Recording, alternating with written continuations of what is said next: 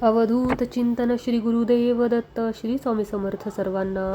तुमच्या सर्वांचं आपल्या स्वामींची दुनिया या चॅनलमध्ये खूप खूप मनापासून स्वागत आहे. तुमचा आजचा दिवस खूप चांगला जाओ. स्वामींच्या कृपेने तुमच्या सर्व चांगल्या इच्छा पूर्ण होत हीच माझी स्वामींच्या चरणी प्रार्थना. आजच्या व्हिडिओला सुरुवात करते. जे स्वामी सेवेत आहेत पण ज्या स्त्रियांना बाळ होत नाही आहे, खूप वर्षापासून प्रयत्न करत आहेत, किंवा ज्यांना बाळ होत नाही आहेत आणि त्यांना स्वामी सेवेत यायची इच्छा आहे, कारण का कोणाच्या तरी अनुभव ऐकून त्यांनाही वाटत आहे की आपल्यालाही बाळ होईल, तर त्यांच्यासाठीच हा व्हिडिओ आहे. कारण का मला माहिती आहे की बाळ न होणे याचं दुःख काय असतं. आपण किती प्रयत्न करत असतो. दर महिन्याला जेव्हा मासिक पाळी येते तेव्हा किती जास्त दुःख होतं, कारण का आपण प्रत्येक वेळेस आशा लावतो की यावेळेस मी प्रेग्नेंट राहील.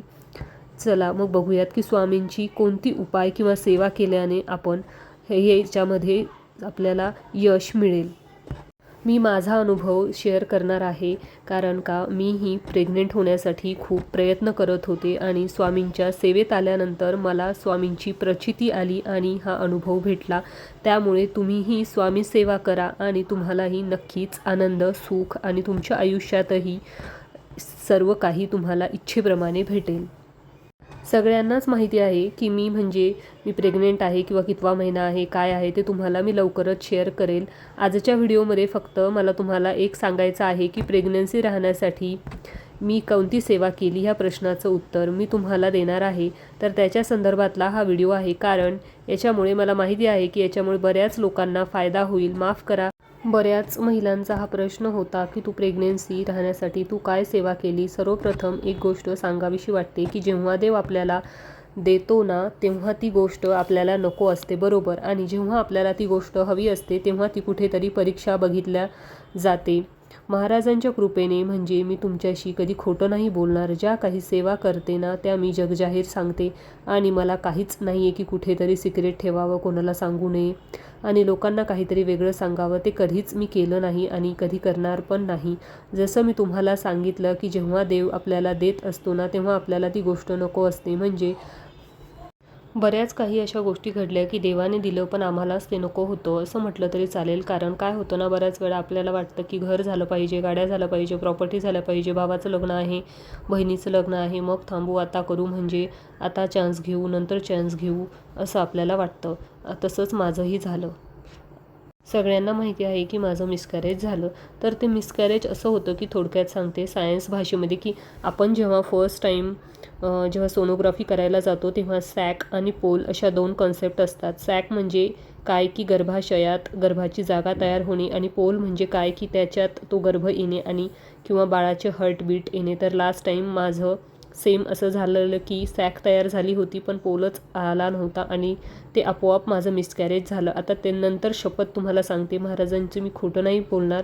मी कधीही प्रेग्नन्सी राहावी म्हणून मी सेवा केली नाही. कारण माझं असं होतं ना की जे असेल ते त्याच्यासाठी फक्त स्वामी चरित्र सारामृत, दॅट्स इट. बाकी स्वामी चरित्र सारामृत, दुर्गा सप्तशती हेच ग्रंथ होते. त्याच्याबरोबर संक्षिप्त भागवत. आता जे ग्रंथ मी वाचायला लागले, पण आधी तर संक्षिप्त भागवत तर मी आता 1-2 वाचून झालेले आहेत. माझे 1-2 वेळा पण स्वामी चरित्र सारामृत आणि दुर्गा सप्तशती आणि गुरुचरित्र ग्रंथ आणि 11 माळी स्वामी चरित्र, स्वामींचे जप, नामस्मरण याच्या पलीकडे मी कुठली सेवा नाही केली.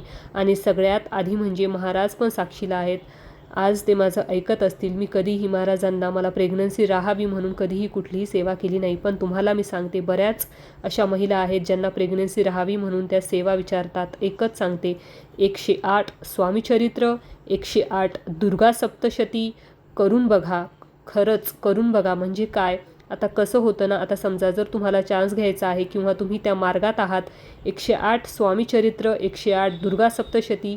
जेव्हा तुम्ही स्वामीचरित्र, दुर्गा सप्तशती ग्रंथाचं पठण करता, तुम्ही ज्या गोष्टीसाठी पठण करताय, ब्रह्मचर्य पाळायची गरज नाही आहे. आता हा नियम मी स्वतः बनवलेला नाही आहे, हा केंद्रातला नाही जो तुम्हाला सांगते. 108 स्वामीचरित्र, 108 दुर्गा सप्तशती करून बघा, तुम्हाला प्रेग्नन्सी राहील. हा माझा शब्द आहे.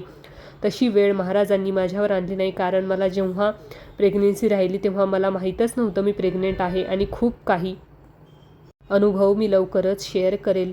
तुम्ही काळजी करू नका. पण लास्ट टाईम माझं जसं झालं की मला सॅक झाली होती आणि पोल आला नव्हता. माझं तर ते मिसकॅरेज झालं. पण पण मी परत प्रेग्नेंट राहिले आणि त्यावेळेससुद्धा सेम प्रॉब्लेम झाला होता की सॅक आली होती आणि पोल आला नव्हता. ते मी अनुभवात शेअर करेल. पण तो गर्भ टिकावा म्हणून मी एक सेवा केलेली आहे जी मी आवर्जून सांगेल. कारण बऱ्याच वेळा असा प्रॉब्लेम होतो की गर्भपात होतो, प्रेग्नन्सी राहिले की गर्भपात होतो. याच्या बऱ्याच काही सायंटिफिक रिझन पण आहेत जे कालांतराने मला समजलं की आपल्या बॉडीला त्या गोष्टीची सवय होऊन जाते. आपण जेव्हा डिले की आत्ता नको असं करतो, लग्न त्याचं घर होऊ दे, याचं घर होऊ दे, आपण ज्या गोष्टी टाळाटाळ करतो त्यामुळे आपल्या बॉडीला सवय होऊन जाते. आणि एक्झॅक्टली 3 महिने आधी माझ्यासोबत तेच घडलं होतं आणि सेम तेच परत रिपीट झालं होतं. धिस टाईम मी जी सेवा केली होती त्या तुम्हाला मी ती सांगते. ती सेवा कुठली होती तर ती सेवा 11 वेळा रामरक्षा. बघा, जो पंचरंगी दोरा असतो, खरं तर तो पंचरंगी दोऱ्याने रेशमी दोरा मिळतो. आता रेशमी दोरा येवल्याला मिळतो. मला रेशमी दोरा मिळत नव्हता आणि मला तो लगेच पाहिजे होता. म्हणून मी माझ्या मावशीला फोन केला आणि असा प्रॉब्लेम झाला आहे आणि तिने मला सेवा दिली. प्रॉब्लेम असा होता की रेशमी धागा, लाल कलरचा रेशमी धागा पाहिजे. आता तो कुठे मिळेल मला माहिती नाही. आमच्या येवल्यात रेशमी बनवल्या जातं म्हणून मी तिथून तो मागवणार होते. अर्थात 2-4 दिवस टाईम लागणार होता. मग मी काय केलं, पंचरंगी दोरा असतो, सगळ्यांना माहिती आहे पंचरंगी दोरा कुठल्याही दुकानात मिळेल. तुम्हाला पंचरंगी दोरा तो हातात घेतला. लक्षात ठेवा, उजव्या हातात घेऊन 11 वेळा रामरक्षा. आता रामरक्षा म्हणताना बऱ्याच लोकांना माहिती असेल 1 ते 9 ओव्या म्हणायच्या असतात आणि 10व्या नंतर आहे जी फलश्रुती आहे. तर मावशींनी मला सांगितलं की 1 ते 9 ओव्या तू म्हणायच्या 10 वेळा आणि 11व्या वेळेस संपूर्ण रामरक्षा म्हणायचं. ते मला 11 वेळा करावं लागलं. त्याच्याबरोबर कालभैरवाष्टकम 11 वेळा. हातात दोरा असाच होता. कालभैरवाष्टकम 11 वेळा, रामरक्षा 11 वेळा, वलगसुक्तम जे मी तुम्हाला काल सांगितलं की वलगसुक्तम रिलेटेड माझा अनुभव ते मी म्हटलं. 11 माळी श्री स्वामी समर्थ मंत्राच्या म्हटल्या आणि गर्भरक्षण एक मंत्र आहे तो मी तुम्हाला सांगते. ही वत्तरे कुल की देशी नाम राक्षसी यताशाम स्मरण मात्रेत गर्भभवती अक्षया. मी पुन्हा एकदा सांगते. ही वत्तरे कुल की देशी नाम राक्षसी यतच्या स्मरण मात्रेत गर्भभवती अक्षया. हा गर्भरक्षण मंत्र आहे. वलगसुक्तम, कालभैरवाष्टकम, 11 माळी, स्वामी समर्थ मंत्राच्या हे सगळं तुम्हाला नित्यसेवेच्या पुस्तकात मिळून जाईल. आणि गर्भरक्षण जो मंत्र आहे तुम्हाला त्याने 1 माळ करायला लावला होता. आता तो मंत्र तुम्हाला मी डिस्क्रिप्शन बॉक्समध्ये सांगते. इथंही मी पठण करून सांगितलं आहे. हे सगळं म्हणून मी माझ्या कमरेला तो दोरा बांधला होता जो अजूनही आहे. तुम्हाला सांगते ही इतकी प्रभावी सेवा आहे. मावशींनी मला सांगितलं आहे जोपर्यंत तुझ्या 9व्या महिन्यात तो दोरा काढत नाही, 9 महिने घे, 9 दिवस घे, पुढेही किती दिवस घे, जोपर्यंत तू दोरा काढत नाही तोपर्यंत तुझी डिलिव्हरी होणार नाही. एवढी प्रभावी सेवा आहे. आणि शपथ तुम्हाला सांगते ती सेवा मला इतकी फलित झाली की महाराजांच्या कृपेने आज तुमच्यासमोर रिझल्ट आहे. म्हणून स्वामीचरित्र म्हणजे मी स्वामींची काय सेवा केली किंवा कुठले उपाय ताप केले अजिबात नाही. स्वामीचरित्र सारामृत माझ्या आयुष्याचं कल्याण करणारा एक मार्ग आहे, एक ग्रंथ आहे जो मी माझ्या प्रत्येक दुःखात मी तोच वापरते आणि त्या सेवा करून मला सगळं फळ मिळतं. आता जे आपलं गुरुचरित्र ग्रंथ आहे, आपलं हे झालं बघा, सप्ताह झाला जयंतीचा, तेव्हाही मी प्रेग्नेंट होती आणि तेव्हाही माझ्याकडून सेवा झाल्या. त्या पण मी तुम्हाला लवकर सांगेल. त्याचे अनुभव तुम्हाला मी लवकर सांगेल. महाराजांनी एवढ्या महिन्यात मला भयानक अनुभव दिले आणि मी त्याची कृपाऋणी आहे.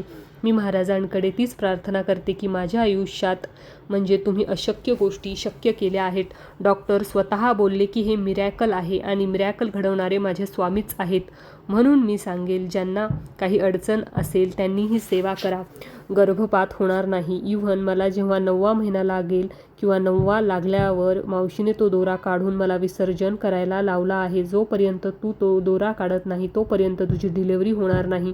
बट एक गोष्ट सांगावीशी वाटते मला की त्याला ते रेशीम धागा लागतो लाल रंगाचा. मग तो मला भेटला नाही आणि मी नंतर या दोऱ्याची थोडी झीज होते कारण का आपण आंघोळ ते करतो. पण ठीक आहे, महाराज आहेत आपल्यासोबत नो डाऊट. पण त्या सेवेने आज चांगले दिवस आले आहे, मी म्हणायला विसरणार नाही. तर तुम्हालाही सांगेल ही गोष्ट होते की माझी मी त्या सेवेने केली. तुम्हालाही इच्छा असेल तर किंवा तुम्ही जर त्या फेजमध्ये असाल तर तुम्हाला सांगते, स्वामी चरित्र सारामृत 108, दुर्गा सप्तशती 108 आणि दर महिन्याला तुम्हाला गुरुचरित्र ग्रंथाचं पठण करायचं आहे. गुरुचरित्र पूर्ण पारायण करायचं आहे. करून बघा. मी तुम्हाला लिहून देते. तुम्हाला प्रेग्नेन्सी राहणार. गुरुचरित्र ग्रंथ आणि प्रेग्नेन्सी याच्यावर असंख्य असे अनुभव आलेले आहेत, लोकांना येत आहेत आणि ते अजन्म येणार आहेत. काही शंका नाही. जेव्हा मी जीव तोडून सांगत असते तेव्हा त्याच्यामागे काहीतरी तथ्य असतं. तर मी तुम्हालाही सांगेल असा तो अनुभव तर लवकरच शेअर करणार आहे. सगळं आपल्या स्वामी महाराजांच्या कृपेने आहे, यात काही शंका नाही. आजच्या व्हिडिओसाठी एवढंच होतं आणि एवढीच माहिती होती. लवकरच दुसरा व्हिडिओ घेऊन येईल मी तुमच्यासोबत. तुम्ही झालेली सेवा महाराजांच्या चरणी रुजू करते, कारण ही सेवाच आहे आणि मी महाराजांना तीच प्रार्थना करेल की माझ्या प्रत्येक मैत्रिणीला आई व्हायचं सुख लवकर मिळू दे. श्री स्वामी समर्थ. जय जय स्वामी समर्थ. आणि स्वामींची सेवा आणि स्वामींचं नामस्मरण करायला बिलकुल विसरू नका. स्वामी नक्कीच आपल्या भक्ताला दुःखातून बाहेर काढतात. भिवू नकोस, मी तुझ्या पाठीशी आहे, हे स्वामींचं वाक्य नक्की लक्षात ठेवा.